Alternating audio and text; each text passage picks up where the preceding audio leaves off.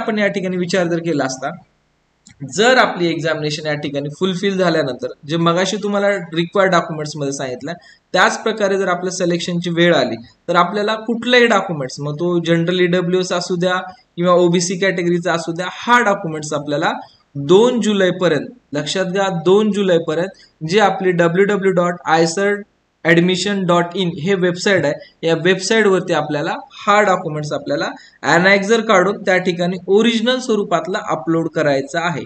जे विद्यार्थी EWS, OBC, SC, ST या प्रवर्गात नाहीत, सध्याच्या मोमेंटला कॅटेगरी सर्टिफिकेट नाहीये, तर अशा विद्यार्थ्यांना या ठिकाणी 2 जुलै पर्यंत हे डॉक्युमेंट्स आपल्याला अपलोड करायचे आहेत.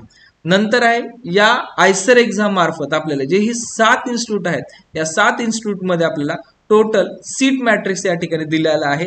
त्या सीट मॅट्रिक्स मध्ये आपण कॉलेज वाईज किती सीट्स आपल्याला मिळणार आहेत याबद्दल आपण डिटेल इन्फॉर्मेशन घेऊ शकतो. तर या ठिकाणी आयसर बहिरामपूरमध्ये जर पाहिलं असतं आपल्याला टोटल 180 जागा या ठिकाणी उपलब्ध आहेत. आयसर भोपाळमध्ये 255 जागा उपलब्ध आहेत. आयसर कोलकातामध्ये 250, आयसर मोहालीमध्ये 250, आयसर पुणे 288, आयसर तिरुपती 275 आणि आयसर तिरुअनंतपुरमध्ये 320 जागा या ठिकाणी उपलब्ध आहेत.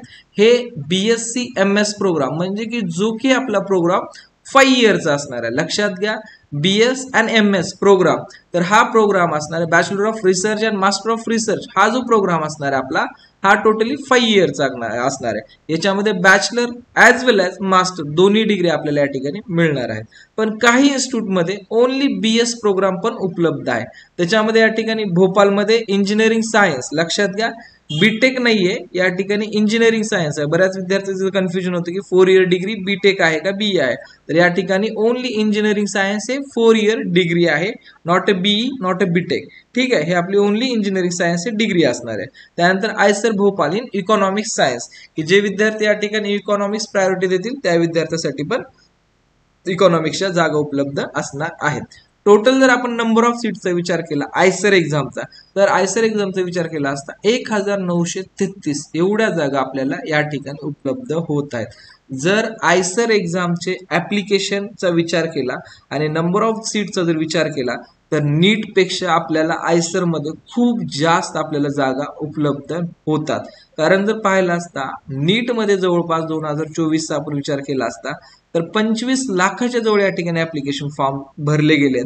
आणि जर टोटल सीटचा जर विचार केला असता तर या ठिकाणी ऑल इंडियाच्या जरी सीट काढल्या तरी या ठिकाणी प्रत्येक विद्यार्थ्याच्या वाटेला किंवा एका सीटच्या मागे कमीत कमी या ठिकाणी जवळपास 1001 मुलं असल्यासारखं आहेत. एमबीबीएस सीट बद्दल बोलतोय मी, तर 1001 विद्यार्थी असलेले आहेत गव्हर्नमेंट सीटसाठी किंवा त्याच्या मोर सुद्धा आहेत त्यामध्ये.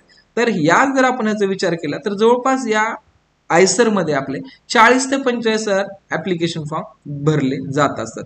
मी अप्रॉक्सिमेटली सांगत नाहीये, मी टेंटेटिव्ह आकडा सांगत आहे. तर टेंटेटिव्हली आपल्या या ठिकाणी पाहिलं असतं 40 ते 45,000 फॉर्म भरले जातात. म्हणजे एका सीटसाठी जवळपास 10 विद्यार्थी या ठिकाणी मागे असतात. पण नीट मध्ये हा रेशो एका सीटसाठी जवळपास 1000च्या पुढे सुद्धा जाऊ शकतो. त्यामुळे ज्या विद्यार्थ्याचा या ठिकाणी अभ्यासामध्ये थोडासा आपल्याला वाटतं की एमबीबीएस जाऊ शकतो थोडा मार्कानं, तर पर्यायी व्यवस्था म्हणून हा फॉर्म भरणं मी आवर्जून रिकमेंड करेन विद्यार्थ्यांना. ठीक आहे, नेक्स्ट आहे याच्यामध्ये इम्पॉर्टंट डेट्स. इम्पॉर्टंट डेट बद्दल आपण मगाशी डिस्कस केलेला आहे. त्यानंतर आपल्याला इन्स्ट्रक्शन ऑफ ऍप्टिट्यूड टेस्ट. आता सर्वात महत्वाचा पॉइंट आहे की हे जे एक्झाम होणार आहे एक्झाम कशी होणार आहे, की नीट तर आपली pen and ball paper exam आहे, जेई आपली सीबीटी एक्झाम आहे, तशीच एक्झाम जशी ज्या विद्यार्थ्यांनी जेई मेन्स दिल्या तशीच आपल्याला आयसर एक्झाम असणार आहे. आयसर ऍप्टिट्यूड टेस्ट जर आपण पाहिले कॉम्प्युटर बेस्ड टेस्ट सेंटर म्हणजे टेस्ट एक्झाम असणार आहे आणि या टेस्ट मध्ये टोटल आपल्याला या ठिकाणी 60 क्वेश्चन विचारले जाणार आहेत. लक्षात घ्या, या एक्झामला आपल्याला एकंदरीत 60 क्वेश्चन्स असणार आहेत आणि 60 क्वेश्चन्स मध्ये आपल्याला प्रत्येक सब्जेक्टसाठी 15 क्वेश्चन्स असणार आहेत. म्हणजे जे आपले बायोलॉजी, केमिस्ट्री, मॅथमॅटिक्स आणि फिजिक्स, तर या प्रत्येक सब्जेक्टसाठी 15 क्वेश्चन्स असणार आहेत. आता पीसीबीचा विद्यार्थी या ठिकाणी येऊन विचारात पडेल की माझा तर मॅथ ग्रुप नाहीये, तर मी मॅथचा कसा पेपर सोडू. आणि त्यानंतर एम ग्रुपचा विद्यार्थी विचार करेन की माझं तर बायोलॉजी नाहीये, मग मी बायोलॉजीचे क्वेश्चन कसे सॉल्व्ह करू. तर लक्षात घ्या, या जे ठिकाणी आहे हे आयसरला सुद्धा या गोष्टीची इन्फॉर्मेशन आहेत. तर आयसर सुद्धा या ठिकाणी जे तुमचे बायोलॉजी आणि मॅथमॅटिक्स आहे हे तुमचं 10th लेवलच्या अकॉर्डिंग या ठिकाणी असणार आहे. आणि बाकी केमिस्ट्री आणि फिजिक्स हे जे असणार आहे तुमचं, हे जे सध्याची ओल्ड NCERTचा जे सिलेबस आहे, लक्षात घ्या सिलेबस बुक सुद्धा वेबसाईटवरती आहे, त्याची लिंक मी तुम्हाला देईल यामध्ये. जे आपला न्यू अपडेटेड NCERT सिलेबस आहे हा नीट साठी आहे आणि JEE साठी आहे. जोही आपल्या या ठिकाणी ओल्ड सिलेबस होता NCERTचा, हा टोटल सिलेबस आयसर एक्झामसाठी असणार आहे. जर एक्झामची डिफिकल्टी लेवलचा विचार केला असता तर नीट आणि JEE या दोन्ही एक्झामपेक्षा या एक्झामची डिफिकल्टी लेवल थोडीशी इझी असणार आहे.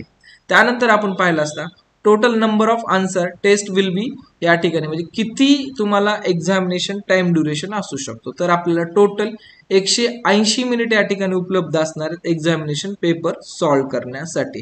180 मिनिटांमध्ये आपल्याला 60 क्वेश्चन सॉल्व्ह करायचे आहेत. तर या ठिकाणी जेही आपले या ठिकाणी आन्सर बरोबर असणार आहे, या प्रत्येक आन्सरसाठी आपल्याला 4 मार्क मिळणार आहेत. लक्षात घ्या जेही आन्सर आपलं बरोबर असणार आहे याच्यासाठी आपल्याला 4 मार्क मिळणार आहेत. पण याच ठिकाणी जर आपलं या ठिकाणी एखादा आन्सर चुकीचा आहे आणि आपण त्या ठिकाणी त्याचा आन्सर चुकीचं जर दिला तर त्या ठिकाणी आपला 1 मार्क हा डिडक्ट पण होणार आहे, म्हणजे 1 मार्क आपला मायनस होणार आहे. म्हणजे जशी नीट JEE आहे निगेटिव्ह मार्क सिस्टीम, तशीच आयसर एक्झाम मध्ये सुद्धा निगेटिव्ह मार्क सिस्टीम या ठिकाणी असणार